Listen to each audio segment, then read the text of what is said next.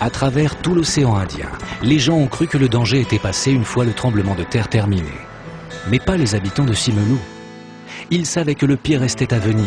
Ils se souvenaient des mises en garde dispensées par leurs grands-parents. Tous les gens de cette île savaient qu'il y a près d'un siècle, en 1907, un tremblement de terre géant avait eu lieu. Les vagues étaient encore plus immenses que cette fois-ci et des milliers de personnes étaient mortes. Les habitants de l'île ont grandi en entendant cette terrible histoire. Ils ont tous en mémoire les avertissements qui furent transmis aux générations suivantes par les survivants. Le 26 décembre, des vagues de 10 mètres se sont abattues sur les villages côtiers, engloutissant maisons et bâtiments. Mais sur les 75 000 habitants de l'île, seulement 7 furent tués.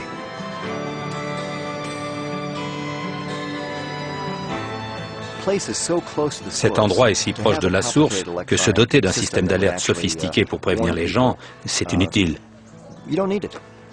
Les habitants ont senti le tremblement de terre pendant 3 minutes et dès qu'ils ont pu tenir debout et marcher, ils ont fui vers les collines et personne n'est mort dans cette ville.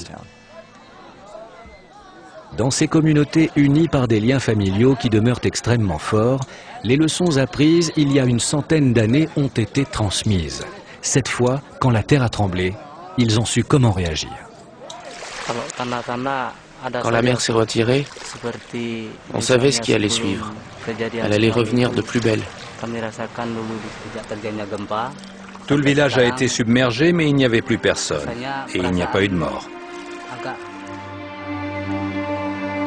Sur cette île, l'expérience a sauvé de nombreuses vies. Mais parfois, il est impossible de prévoir ou d'empêcher la catastrophe. En décembre 2004, dans un fracas de malheur, la nature a rappelé à la race humaine à quel point elle peut être meurtrière.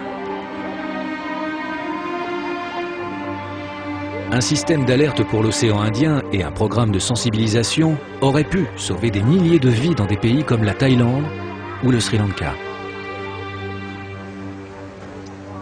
Mais pour ceux qui étaient au plus près de l'épicentre du tremblement de terre, même le plus sophistiqué des systèmes d'alerte n'aurait été d'aucune utilité.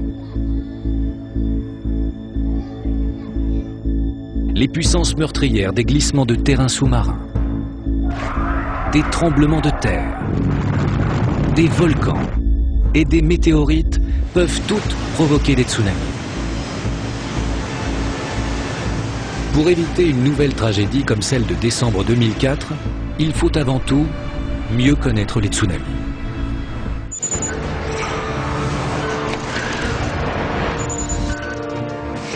Les scientifiques ne sont pas encore en mesure de prévoir où et quand le prochain tsunami frappera. À l'heure actuelle, tout ce qu'ils ont à nous offrir, ce sont de doctes supputations.